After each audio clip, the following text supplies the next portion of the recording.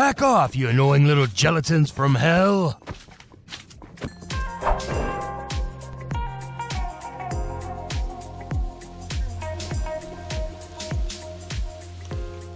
Hello there, and welcome back to Rowcraft. Season 5. Episode 2. Day 3. I don't know. I was just being silly. But it is day 3 of the new season, and we're still hip deep in the early game grind of gathering materials, strengthening armor, weapons, and realizing just how much we love our shulkers and elytras. Last episode, we left off with our first librarian trade being mending, and since have been breaking a lot of lecterns, trying to get some of the basics like fortune and looting and something I always find crucial early on, feather falling. It's amazing how many accidental deaths you can have early on from just falling. Feather falling is usually one of the first enchantments I care about getting. I mean, the reality is, I may have mending, but I have nothing to put it on. At this point, I'm still chopping a lot of trees and converting all that wood into sticks and trading those sticks for emeralds and collecting tons of sugarcane to craft paper so I can make my librarians oh so very happy. You know, all that wonderful early game grindy stuff. In previous seasons, I focused on the good old caving method to get lots of iron and diamonds. I've even tried sailing the infinite seas of Minecraft in search of buried treasure as my method. But this season, I'm going to dedicate my energy to villagers. Hopefully, fingers crossed, the experience won't be as frustrating as I remember it being. And as you can see here, I've kind of combined 2 villager houses into a kind of villager breeder bunkhouse. Nothing fancy about any of it, just me tossing some carrots to the villagers so they will make some babies. And while those little guys are growing up, I'm seeing what trades I can get from the adults that are left, and, you know, the plan is, once I start getting some decent librarians, I'll cart them out into some sort of villager trade hall, or maybe I'll do individual houses. I mean, everyone does a trade hall, and I'd like to do something slightly different than that. Not real sure what at the moment, but, you know, deciding where the villagers will live is tomorrow's problem. Today's problem is not whacking a few villagers with my axe for trying my patience while I try and get the trades I want. And with all those librarians comes an intense need for paper, so it's time to upgrade from just planting some sugarcane along the beach and make something a little more efficient. I still don't have enough supplies to make any real redstone farm yet, so I'm just going to make a larger manual farm. If you're not familiar with this layout, this is the most efficient way to lay out sugarcane to minimize how much room the water takes up. The way this works is each row has a water source every 5 blocks. So you have a water source for grass, or sand if you want to use sand, and then the 5th block is another water source. And despite all the myths online, there is no growth rate difference between grass and sand. So I just use grass. Now the key is to stagger the next row over 2 blocks.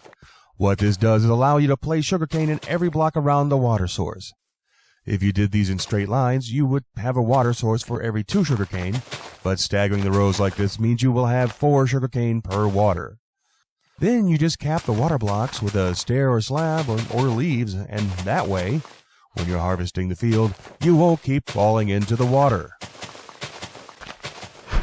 And while that sugarcane was growing, I set up a basic enchanting area, harvested a few golems, bred up the cows and sheep, and punched a few mobs for fun and profit. But mostly, as this is only day 2, it's all about the resource gathering. So please don't judge me for how rough and basic all the builds look. Making things look fancy is the last thing on my mind right now. What is on my mind, though, is getting away from these rabid cave spiders before they start gnawing on my tushy. Oh, that could have gone better. Oh, this is not good. This is not good. Oh, I'm gonna die. Maybe if I duck around this corner.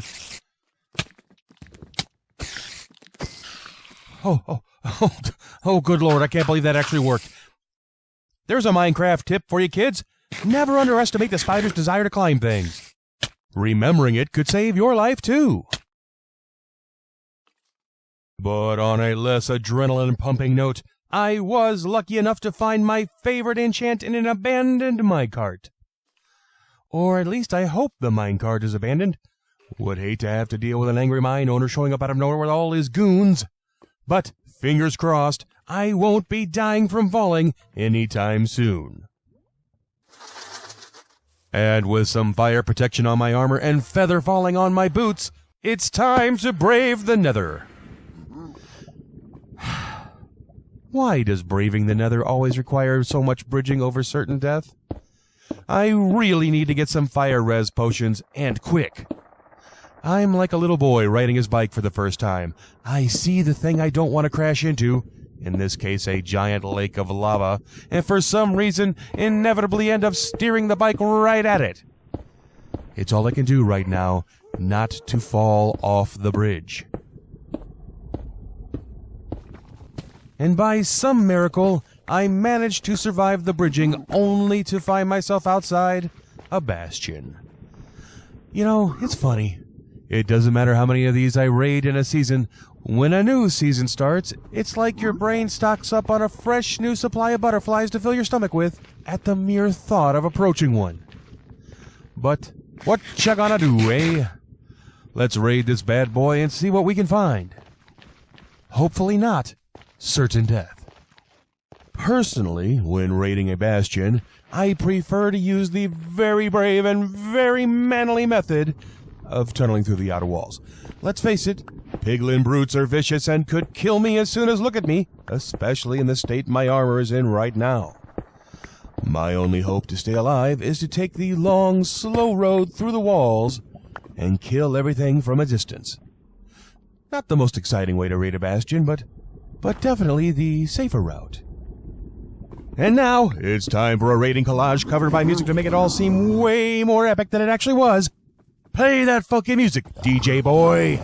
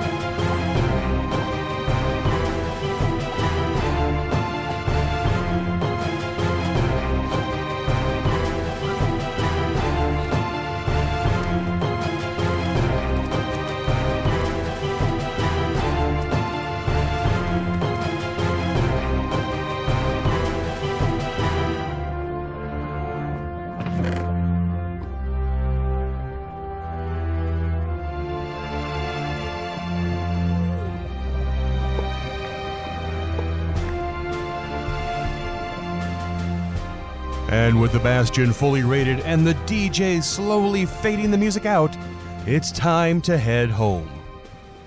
Now, if I had to describe that Bastion raid in one word, that word would have to be... pretty good. Yeah, pretty good. Excuse me, Mr. Piglin. Coming through, come on. Excuse me, come on, I gotta get back. Gotta get by. Come on. There we go. Now, back to getting home. And as we take a moment to rest our weary heads, the dawn of the third day rises. Time to get back to work. Can't have a day start without harvesting all the golems wandering the village. Have I mentioned that I really need to make this iron farm a bit less manual yet? As it is day 3, I thought it was time to go find a bit of treasure and maybe hunt for sniffer eggs. But what would finding treasure be without leaving signs taunting those that come later?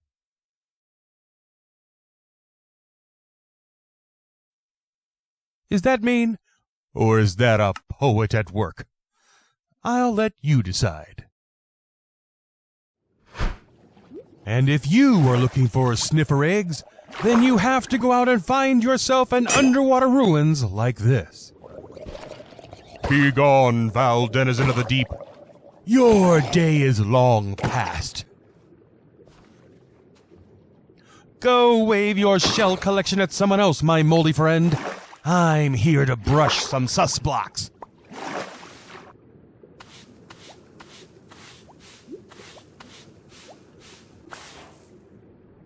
Ooh, got an achievement. Seeing that suspicious blocks are new to 1.20, I suppose I should mention that you need to brush these slightly odd-looking sand blocks to see what items they hold. There's a whole list of items they might drop, and you can only collect them by using the brush. If you use your handy-dandy spoon, the items will break and be forever lost. I should mention that gravel can be suspicious as well, but I think that if you're dealing with water-based ruins, these sus blocks will only be sand, and the ones on land will only be gravel. So far, we found a couple of pottery sherds, and yes, it is pronounced sherds. Why? Because archaeologists be weirdos. That's why. Seriously, though, I have no idea why they chose sherd over shard, but it is what it is. One tip I do have for finding sus blocks underwater is to remove the structures themselves. I seem to find a lot of suspicious sand under the sandstone. And there we go! We found our first sniffer egg. One of my goals this season is to breed sniffers because they give you access to 2 new flowers, and as anyone who's ever watched my videos knows, I'm obsessed with trying to find ways to put Minecraft flowers to some sort of artistic use. And with all the talk of new things in 1.20, here's yet another new thing. No, not you, little kitty. I was, of course, referring to the camel. I'm not sure I'll have a lot of use for a camel, but I should at least try and ride one, right? Wow, that head really takes up a whole lot of screen, doesn't it? It seems to have kicked me off. I suppose, like with horses, I probably need a saddle to actually ride one of these, so I guess I'll have to come back some other day and see if I can actually tame it. And while I was on my way home, I stopped off at a jungle just long enough to grab some bamboo and make a new friend. I think I'm going to call him Mr. Quackers because he's a parrot and, he quacks a lot. Anyway, let's get back to the base. We're back at the base, and I think it's time we planted our sniffer egg and see what hatches. I'm guessing a sniffer. I've been doing some basic chores around the village while we wait for the sniffer egg to hatch, and we're just now seeing some cracks in the egg. Should be any moment now. Yep, any moment now. Come on, little guy. You've got a whole lot of people out here, well, me, standing out here waiting for you. No need to be shy. Come on, little buddy. And there he, or she, it is. Welcome to the village, little guy. Make yourself at home. And while I wait to see if this little guy can find any seeds, I think that's as good a place to stop as any. As always, thanks for watching. If you haven't subscribed, please do. A like or comment are always welcome as well. But all that aside, I have been Gragore, and this has been Rowcraft. Wherever you are, whatever you're doing, always try and find a way to have some fun. See ya!